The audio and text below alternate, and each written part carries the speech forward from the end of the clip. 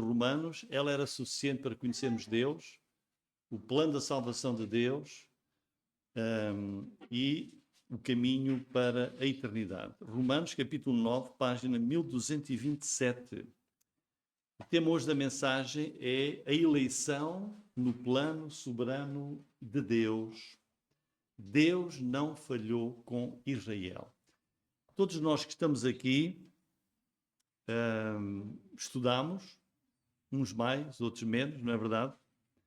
E se nos lembrarmos do tempo em que nós estudámos, havia disciplinas, havia matérias mais difíceis, não havia? Havia outras que eram mais fáceis. As mais difíceis, o que é que nós tínhamos de fazer? Com mais atenção, estudar mais, para podermos perceber. É o Romanos capítulo 9. Temos Romanos capítulo 9. Sabem, o apóstolo Paulo foi um servo de Deus, com uma capacidade muito grande, e a carta aos Romanos é na página 1227. 1227. E Romanos capítulo 9, onde já estamos, toda a carta é muito importante. O que é que se pede? Temos que ter um pouco mais de atenção, um pouco mais de paciência, um pouco mais de esforço para podermos compreender aquilo que Paulo aqui nos quer ensinar. Neste tema, a eleição no plano soberano de Deus, Deus não falhou com Israel. Irmãos, agora é um novo tema que está aqui na carta que Paulo escreveu. Capítulos 9, 10 e 11, Paulo vai falar sobre a nação de Israel. A nação de Israel. Não vamos confundir com o que se passa lá com Israel. Vamos concentrar-nos só... Esta é a palavra de Deus. Vamos só concentrar-nos naquilo que está aqui. E iremos perceber melhor. É um capítulo um pouco difícil, fala de eleição. Já todos ouvimos falar de eleição, uns de uma maneira, outros de outra. Fala de misericórdia de Deus, fala de endurecimento, fala de Israel, fala de gentios, fala do plano, do propósito de Deus. Então, qual é a questão principal de Paulo? Se os irmãos forem para Romanos 8:39, é o versículo anterior, nós vimos no passado domingo, Paulo está aqui a falar que nada nos pode separar do amor de Deus, não sei se se lembram. Ele está aqui a dizer, olha, nada nos pode separar do amor de Deus, nada. E ele chega ao fim e diz, olha, nem a altura, nem a profundidade.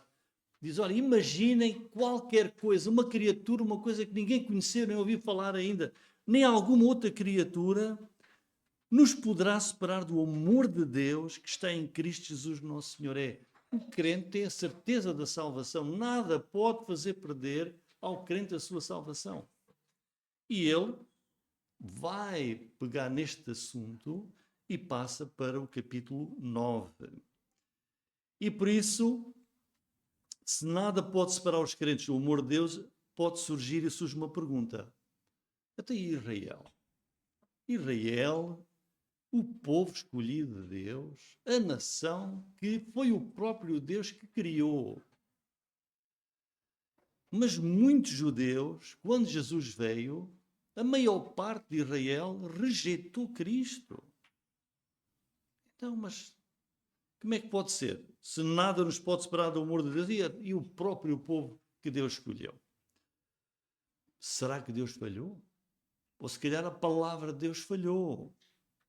Então essa é a questão que Paulo vai procurar responder em Romanos 9, 10 e 11. Se os irmãos tiverem tempo, leiam de uma assentada só, Romanos 9, 10 e 11.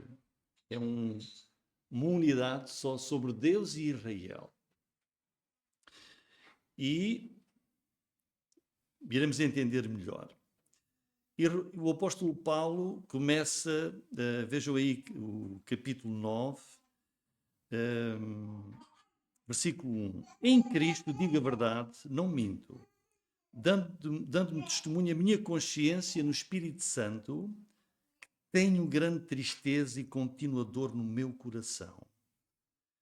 Porque eu mesmo poderia ser anátema, desejar ser anátema de Cristo por amor dos meus irmãos, que são meus parentes segundo a carne, que são israelitas, dos quais é a adoção de filhos, a glória, as alianças, a lei, o culto, as promessas, dos quais são os pais, e dos quais é Cristo segundo a carne, no qual é sobre todos Deus bendito eternamente. Amém.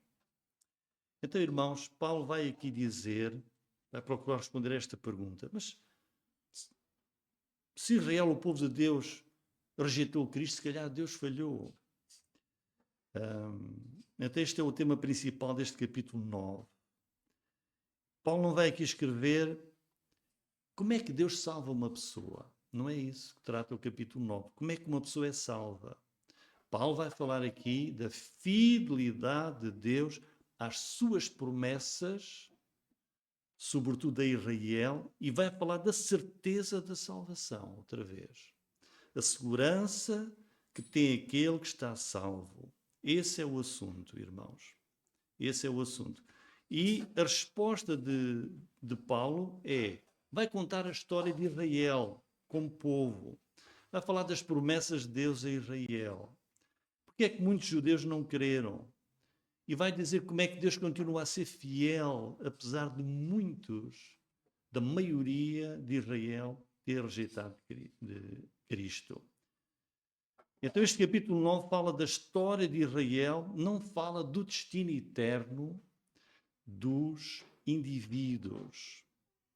Irmãos, há um teólogo e um pastor muito influente dos nossos dias, talvez dos mais influentes do mundo atual, baseando ele e muitos, milhares de outros que têm o mesmo pensamento, que diz assim, baseado em Romanos 9, antes de tu teres nascido, antes de tu teres feito alguma coisa boa ou má, Deus, na eternidade, já decidiu salvar-te ou não te salvar. E dá como base para essa doutrina Romanos capítulo 9. Irmãos, em primeiro lugar, o judeu Paulo sofre por Israel. Vamos ver. Se Deus não tem nada mais a ver com Israel, se essa nação que existe, Deus já não tem, se isso tudo acabou, aquilo que a gente tem no Antigo Testamento, o Antigo Testamento é só Israel. Se isso tudo já acabou, então Paulo, que está aqui a escrever depois da vinda de Jesus, depois de Jesus ter voltado para o céu, depois de Deus, de Jesus ter encontrado Saulo e o ter chamado e feito dele um apóstolo, e fez dele um apóstolo e um escritor da maior parte do Novo Testamento, e agora chega aqui e Paulo vai escrever sobre Israel daquele tempo, então deve haver ainda alguma coisa de Deus para com Israel. Porque ele diz aqui, no versículo 1 e 2, Paulo diz que sofre profundamente por Israel, que é o seu povo, ele é judeu, não é? Porque o que é que diz João capítulo 1, versículo 11, diz que Jesus veio para o que era seu, mas os seus não o receberam. Está a dizer, Jesus veio para o seu próprio povo, de onde ele nasceu, em termos humanos, carnais, não é? Mas não receberam. E Paulo está a dizer aqui agora, vejam, versículo 2, tem grande tristeza, continua dor no meu coração. O apóstolo Paulo, aquilo que nós vemos ali a escrever todos estes livros, ele diz, eu vivo uma dor contínua no meu coração. O Israel, meu povo, minha nação, rejeitou o Messias de Deus, o enviado, o escolhido, o que veio para trazer a salvação ao mundo. É a paixão de Paulo por todos os perdidos, porque ele foi o apóstolo aos gentios. Mas, irmãos, quando Paulo ia a uma cidade, o primeiro lugar onde ele ia, qual era? Sinagoga dos judeus. Ia lá apresentar o quê? Cristo. Olhem, Cristo. É Ele a esperança, o prometido, aquele que Deus prometeu, Ele já veio. E Ele diz, mas eles não creem. E nós às vezes temos os nossos familiares, não é? A quem damos testemunho, os nossos amigos, damos um folheto, convidamos para vir à igreja, não vêm, dizem, olha, Paulo não era assim, eu tenho uma dor contínua, eu sofro por meus irmãos, não é? No versículo 4, porque eles são israelitas, dos quais é a adoção de filhos, a glória, as alianças, a lei. Ou seja, ele está aqui a abrir o seu coração, dizendo, Deus abençoou Israel com todas as bênçãos, todos os privilégios únicos. São 7 que estão aqui, Paulo aqui indica. E diz, eles tiveram tudo. A lei, a palavra de Deus, a revelação, os profetas, os cultos, sacrifícios, tudo, a glória. Deus fez até uma aliança. Deus eterno faz um pacto com uma nação, com um povo. As promessas, os pais, os patriarcas, o início é Israel. E diz, e de Israel nasceu o Cristo. Segundo a carne, foi de Israel que nasceu, ele era judeu, Jesus. E olha, uma das maiores declarações da divindade de Jesus. Diz lá o versículo 5, o que é que diz? Que Jesus é Deus bendito eternamente. Amém. Que grande declaração. Mas os judeus não creram nesse enviado, no ungido, no Messias Salvador. Então, se calhar, Deus falhou. Deus deu todos estes privilégios. É como a gente, eu criei um filho ou uma filha, eu dei-lhe tudo. Olha, falhei, se calhar falhei. Será que Deus falhou? Não é? Então, se Israel recebeu tudo isto, porque é que muitos rejeitaram o Messias? Será que a palavra de Deus falhou? Então, Paulo vai agora explicar. Versículo 6. Não que a palavra de Deus haja faltado. Não. Deus não falhou. A palavra de Deus não falhou. Porque nem todos os que são de Israel. Nem por serem descendência de Abraão são todos filhos. Mas em Isaque, Paulo vai responder, vai contar a história de Israel. Em Isaque será chamada a tua descendência. Isto é, não são os filhos da carne, são filhos de Deus. Os filhos da promessa são contados como descendência. Porque a palavra da promessa é esta. Por este tempo virei e Sara terá um filho. Então, Deus continua a ser fiel a Israel, apesar de muitos judeus terem rejeitado Jesus. A palavra de Deus não falhou. A palavra de Deus nem sequer faltou. E o versículo 7, Paulo começa a falar da origem de Israel. Deus diz que nem todos os descendentes de Abraão, foi com quem Deus começou a nação de Israel, Deus chamou Abraão e diz, vou fazer de ti uma grande nação, não é? E diz, olha, mas nem todos os descendentes de Abraão são o Israel verdadeiro. Quer dizer, as promessas de Deus nunca foram para todos os descendentes físicos, biológicos, mas foram para os da promessa que Deus fez. Abraão teve 2 filhos, Ismael e Isaque. Mas Deus, em versículo 7, diz, em Isaque será chamada a tua descendência. Deus escolheu. Não, de Abraão é Isaque. É a minha promessa para trazer o Messias Salvador é por este filho que se chama Isaque, o portador da promessa. Então, esta eleição que está aqui a falar não é uma eleição de salvação. Se Deus escolheu Isaque, não foi para o salvar, foi para seguir na linhagem dele para formar uma nação de onde viria o Messias.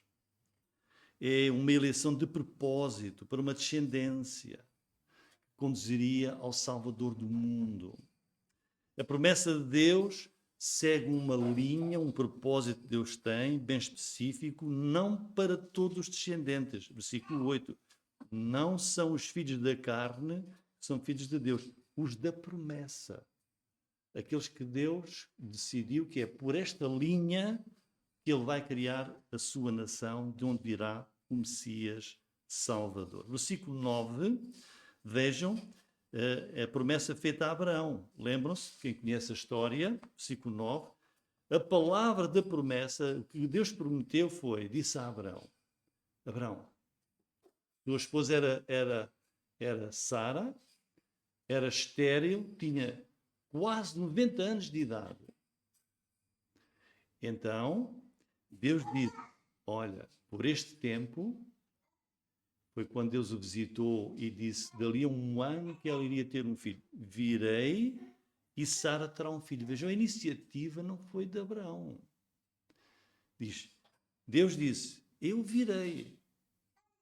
E eu vou dar a ti, Abraão, a capacidade de, com 100 anos, e a tua mulher 90, de vocês terem um filho. A salvação é de Deus.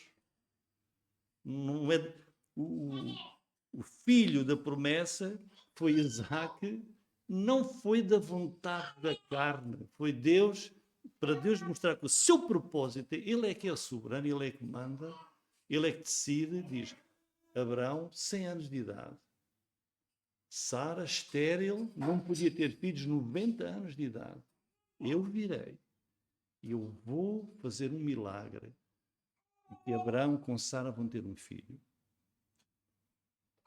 Isaac é que é o portador da promessa. A iniciativa é de Deus. Isaac é que é o escolhido de Deus para a formação de Israel e não Ismael, que era o irmão de Isaac mais velho, que tinha nascido primeiro de Abraão com Agar, contra a vontade de Deus.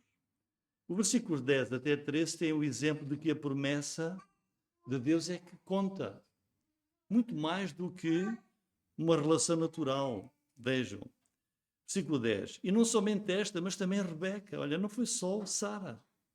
Deus continuou a sua linhagem e Rebeca também era estéril. Lembram-se? Quando concebeu de Isaac, nosso pai. Porque não tendo eles ainda nascido, nem tendo feito bem ou mal. Este agora é que é a tal passagem crítica que leva a interpretações tão erradas. Para que o propósito de Deus, segundo a eleição, ficasse firme, não por causa das obras, mas por aquilo que chama, foi-lhe dito a ela. O maior servirá ao menor. Como está escrito, amei a Jacó e odiei a Esaú. Irmãos, nós lendo o texto, livres de influências doutrinárias, sejam elas quais forem, não está a falar de um propósito histórico de Deus, um caminho que ele escolheu para formar um povo. Não está aqui a dizer em lado nenhum que foi uma eleição para salvar. Está a dizer quem é que Deus escolheu para dele fazer um povo, a nação de Israel, de onde viria o Messias Salvador. É um propósito de Deus para uma descendência que segue essa linha. Ou seja, um plano que Deus tem, um plano messiânico, que leva à formação de uma nação, que é a nação de Israel. E está Deus a dizer aqui, vão nascer 2 filhos, a Rebeca, gêmeos, que são Esaú e Jacó, não é? E o que é que Deus está a dizer? Está a dizer que o seu plano é, mas eu agora vou escolher de Isaac, vai ser por Jacó. Por filho que se chama Jacó, e não por Esaú. Por isso, esta escolha de Deus, vejam, é uma eleição nacional com o objetivo de criar uma nação através daquele bebê, filho de Rebeca com Isaac, que é Jacó. Porquê? Porque está a dizer, Porque Deus é soberano e Ele é que decide por onde é que Ele vai criar uma nação, de onde vai trazer o Salvador. Tem o versículo 11. Para que o propósito de Deus, segundo a eleição, ficasse firme. Não por obras, mas por aquilo que chama, não é? Deixa-os nascer e ver qual é que parece assim melhorzinho. Não é? Isso só nós é que podemos fazer assim. Olha, qual é que vais escolher? Deixa lá ver se eles crescem um bocadinho, para ver qual é que tem melhor coração ou pior coração. Não é por assim que Deus trabalha. Ainda antes de eles terem nascido, de eles terem feito bem ou mal, dizem, não, a escolha para a formação da nação de Israel para vir o Messias é Abraão, depois é Isaac e depois não é Esaú, é Jacó. É isso que trata o texto.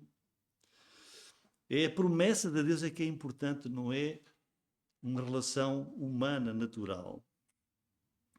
Portanto, irmãos, o que é que eleição aqui significa? É a escolha de uma descendência, de uma linhagem para Deus cumprir um plano histórico. Não fala aqui, lendo este texto, não há nenhuma referência a uma eleição para a salvação eterna de alguém, para o destino eterno no céu ou no inferno. É uma eleição nacional, para uma nação que vai ser formada. Há aqui uma citação de Gênesis, capítulo 25, versículo 23. Quando Rebeca estava grávida, parece ali, o Senhor lhe disse: 2 nações há no teu ventre, e 2 povos te virão das tuas entranhas. E um povo será mais forte que o outro povo, o maior servirá ao menor. Então, o que é que Rebeca tinha no seu ventre? 2 bebés, não é? Mas Deus diz, é muito mais do que bebés. Há 2 nações aí dentro, não é? Há 2 nações. E quando diz aí, vamos ver mais à frente, aí no versículo 13, amei a Jacó e odiei Esaú, não é um ódio, eu odiei, não, está a dizer, eu decidi preferir a Jacó e não preferir Esaú para o meu plano, que eu quero que siga por Jacó e não por Esaú. Este odiar rejeitei Esaú para o meu propósito, nada mais. Mas lá no seu ventre estavam 2 bebés, mas desses bebés nasceram 2 nações.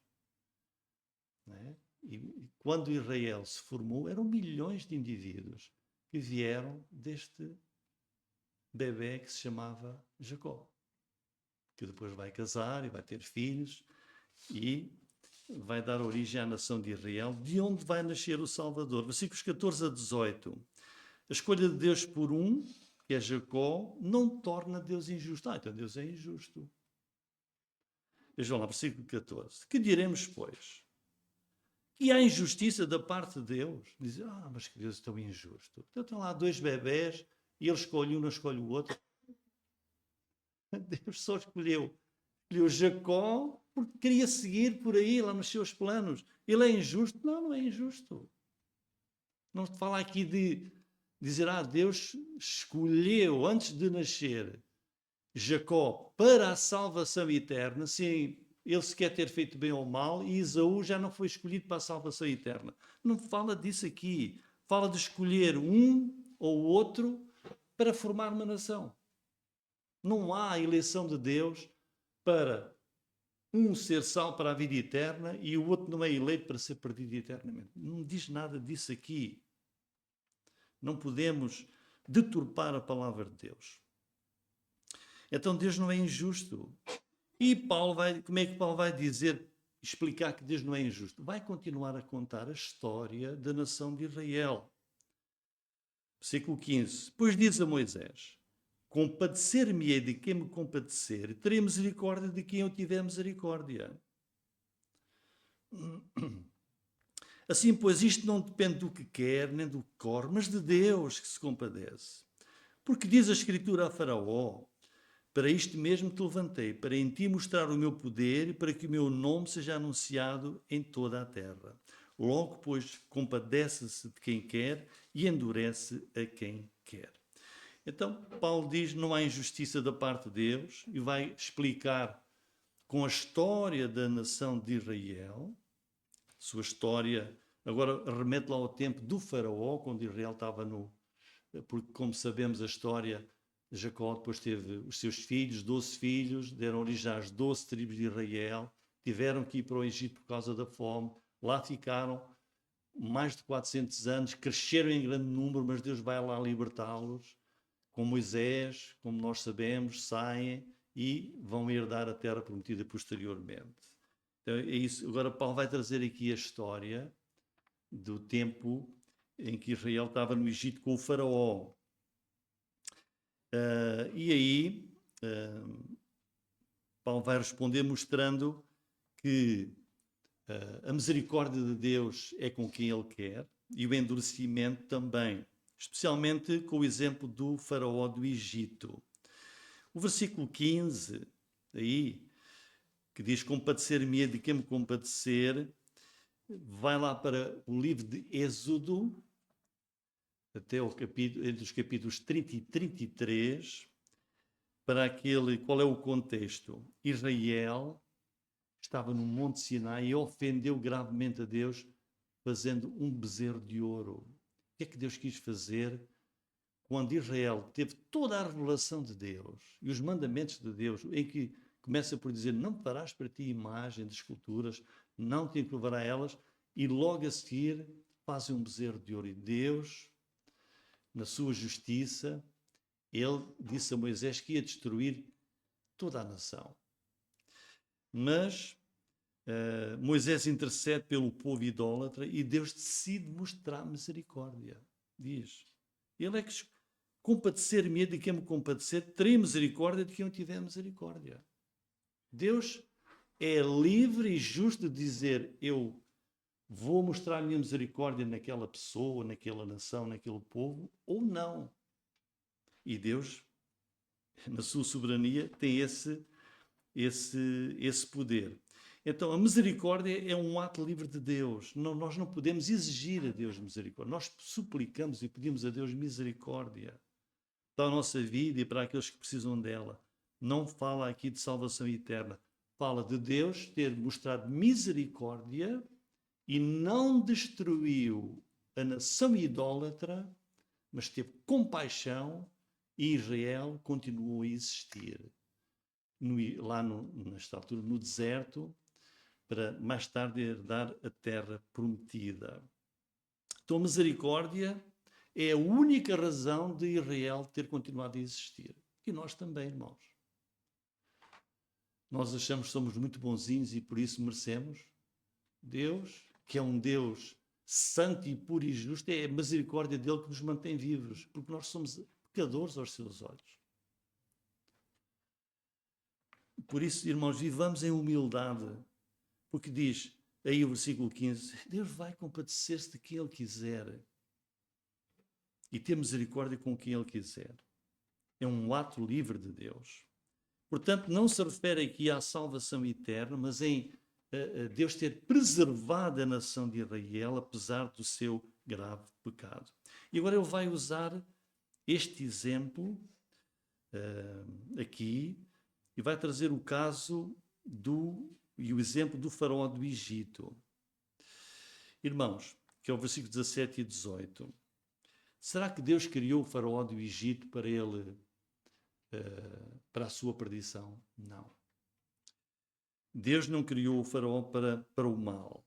Nem Deus predestinou o faraó para o inferno. O que é que Deus fez? Deus usou a teimosia de alguém que ouviu a palavra de Deus e não se arrependeu e não quis submeter-se a Deus, e Deus vai usar essa teimosia para Deus revelar o seu poder, sua glória, libertando uma nação com milhões de pessoas através daquelas 10 pragas. Vejam, irmãos, quem é que endureceu o seu coração? Êxodo capítulo 7, versículo 13. Foi o início dos diálogos de Moisés e Arão e o faraó. Porém, em que Moisés ia, deixa sair o meu povo para irem prestar-me culto. Porém, o coração de faraó se endureceu e não os ouviu, como o Senhor tinha falado. Deus disse, ele é duro de coração. A seguir, versículo versículo 8. Capítulo 8, versículo 15. Vendo, pois, Faraó que havia descanso, Deus, no fim de uma praga, endureceu o seu coração e não os ouviu, como o Senhor tinha dito. Agora, versículo 19. Isto é a sucessão das pragas. Então disseram os magos a Faraó: isto é o dedo de Deus. É Deus que está a fazer todas estas pragas, estas coisas fantásticas. Porém, o coração de Faraó se endureceu, não os ouviu, como o Senhor havia dito. E agora, no capítulo 9, versículo 12. A dada altura, quando o Faraó persistiu, podem ler lá no livro de Êxodo, e insistiu em não fazer a vontade de Deus, então Deus endureceu o coração de Faraó e não os ouviu, como o Senhor tinha dito a Moisés. É o Faraó que endurece o seu próprio coração, irmãos. Antes da má altura em que Deus vai endurecer o coração dele. Este é o risco de quem se mantém rebelde a Deus, irmãos. A pessoa vem uma vez e ouve a palavra de Deus, endurece o coração. Vem 2 vezes, vem 1 ano, vem 2, endurece o seu coração. Vejam Romanos 1, 28. Romanos 1, 28. E como eles não se importaram de ter conhecimento de Deus, quando uma nação, ou uma pessoa também, deixa de se importar de querer saber de Deus, olha, Deus o entrega um sentimento perverso para fazerem coisas que não convêm. Foi o que aconteceu com Faraó. A dada altura, na sua rebeldia, na sua teimosia, em ele próprio endurecer o seu próprio coração, então Deus usou essa teimosia, esse endurecimento, para revelar no Egito e no Faraó a sua glória. Deus não é injusto quando ele mostra misericórdia a quem se volta para ele, como fez Israel quando depois se arrependeu da sua idolatria. Deus também não é injusto quando endurece alguém que persistentemente afronta Deus, como foi o caso de Faraó. Irmãos, este endurecimento do Faraó vai servir então o plano histórico de Deus de salvar uma nação. E uma vez mais, não há aqui nenhuma eleição, nenhuma predestinação para céu ou para inferno. Israel ter rejeitado o seu Messias não significa que Deus falhou, mas é a própria culpa da própria nação de Israel. Versículo 19 até 24. Dir-me-ás então, por que se queixa ele ainda? Porquanto quem tem resistido à sua vontade?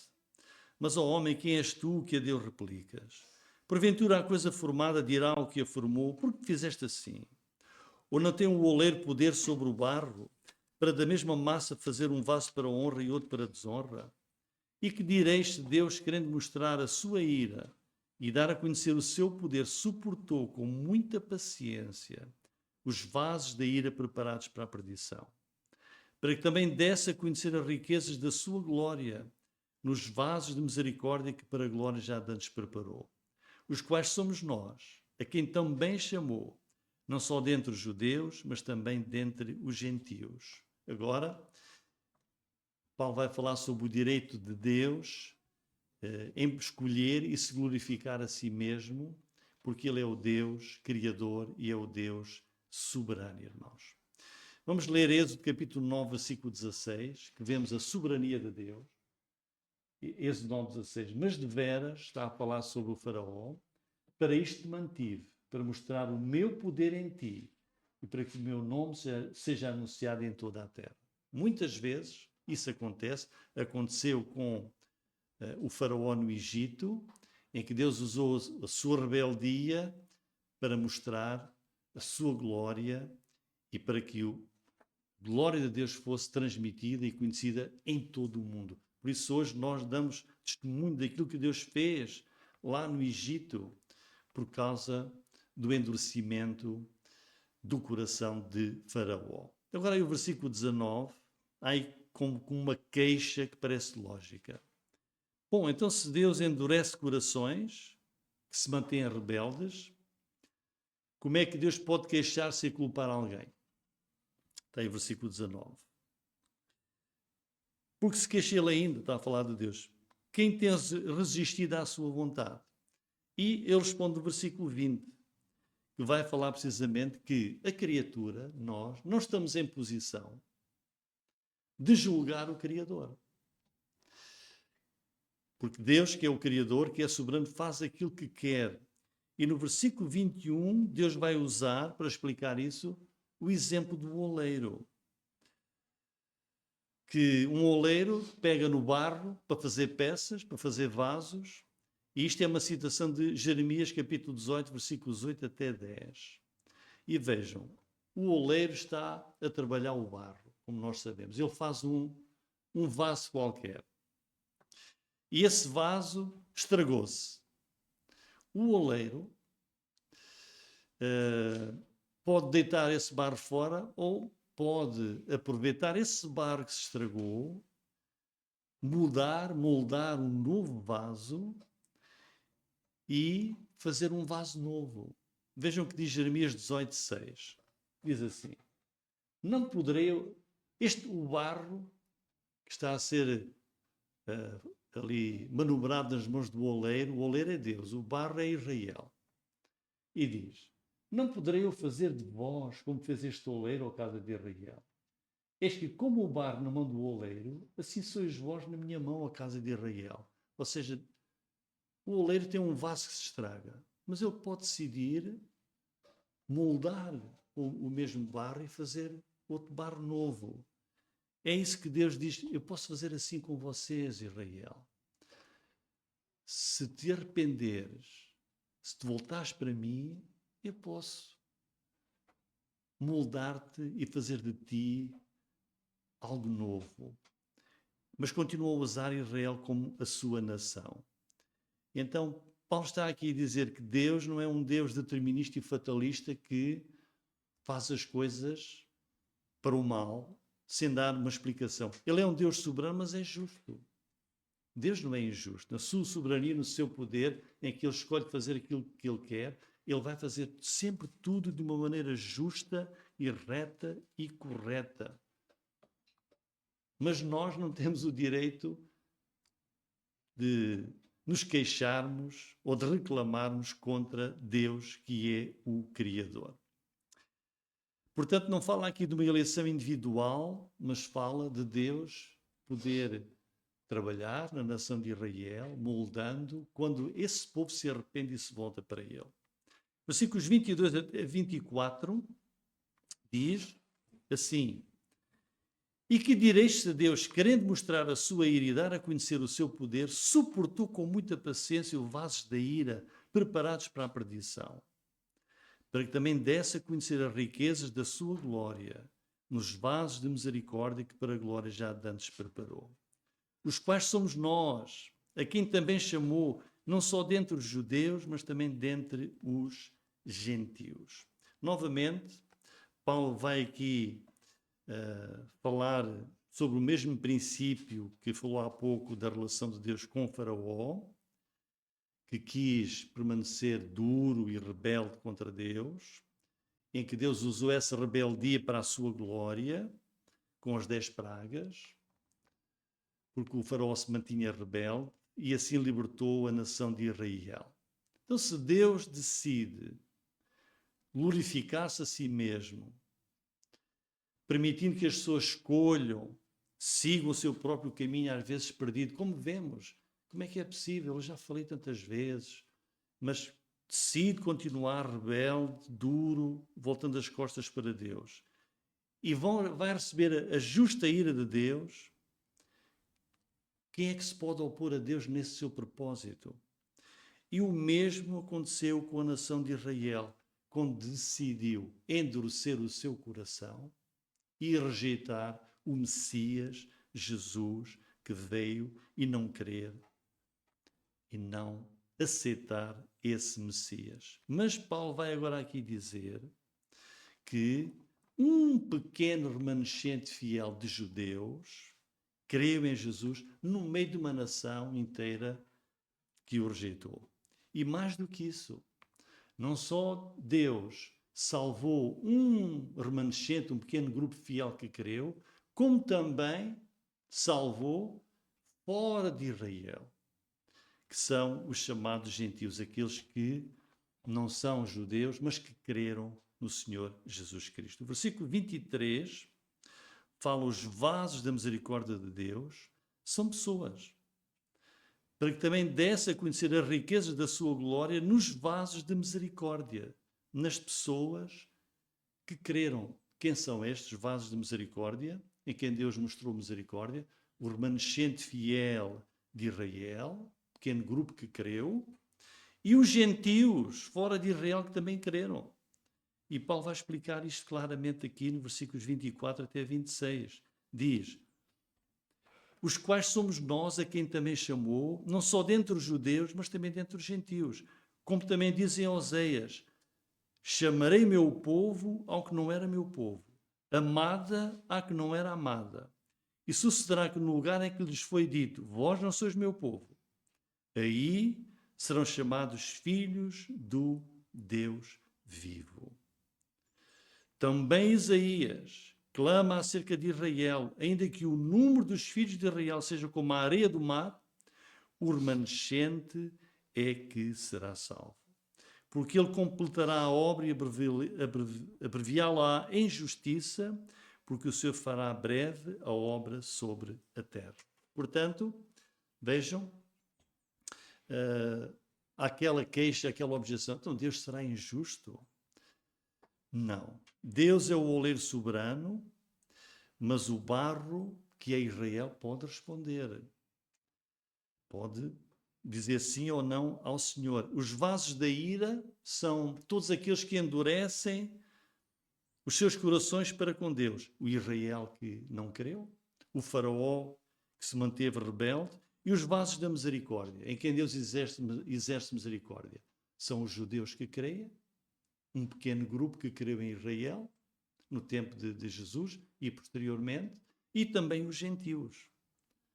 Não eram povo, mas creram ao ouvirem a palavra de Deus. Portanto, vemos que há aqui um propósito de Deus, em que Deus não fica impedido só porque as pessoas endurecem os corações.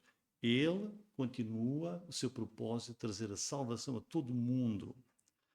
Isso mostra o poder de Deus, o amor de Deus, em formar um povo que é dele para a eternidade.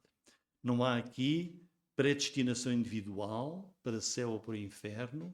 Há um propósito de Deus que leva à salvação. Versículo 22, os vasos da ira preparados para a destruição são vasos que eles, as pessoas a si mesmas, mantêm o endurecimento e por isso não resta mais senão condenação. Não diz que Deus os preparou para a destruição. Diz que Deus confirma que a sua rebeldia os vai conduzir à perdição. E depois, até ao versículo 29, temos a inclusão dos gentios e do remanescente fiel de Israel. Diz, já estava previsto nas Escrituras. Deus sempre planeou chamar um povo fora de Israel. Deus formou a nação de Israel para, através dessa nação, dar testemunho ao mundo inteiro, à terra inteira, do Deus vivo e verdadeiro, mas Deus já tinha previsto na sua palavra que fora de Israel também iria ter um povo que iria ouvir a palavra de Deus e que iria ser salvo. Está aí, vejam, versículo 29, como antes disse Isaías: se o Senhor dos Exércitos nos não deixar a descendência, teríamos tornado como Sodoma e teríamos sido feitos como Gomorra. A descendência é Deus. Teve sempre um remanescente fiel, um pequeno grupo, na enorme nação de Israel, que iria crer e por isso iria ter a salvação. Irmãos, versículos 30 até 33 diz porque é que muitos gentios creram e muitos judeus tropeçaram. Vejam que Paulo agora vai trazer a conclusão de uma maneira espetacular. Que diremos, pois? Versículo 30. Que os gentios que não buscavam a justiça alcançaram a justiça? Sim, mas a justiça que é pela fé. Mas Israel, que buscava a lei da justiça, não chegou à lei da justiça. Porquê? Porque não foi pela fé, mas com pelas obras da lei, pois tropeçaram na pedra de tropeço. Como está escrito: eis que eu ponho em Sião uma pedra de tropeço e uma rocha de escândalo, e todo aquele que crer nela não será confundido. Então aqui é o fecho perfeito de Paulo, deste capítulo 9, depois de toda a argumentação sobre a eleição de Deus histórica para seguir uma linha, uma descendência, uma linhagem para formar o seu próprio povo. Depois de falar de endurecimento, então ele agora vai responder à pergunta: todos são salvos pela fé. E esses gentios alcançaram a justiça de Deus, a salvação de Deus, pela fé. E Israel tropeçou porque buscava a justiça de Deus através das suas obras. Os gentios não procuravam a justiça e encontraram salvação pela fé.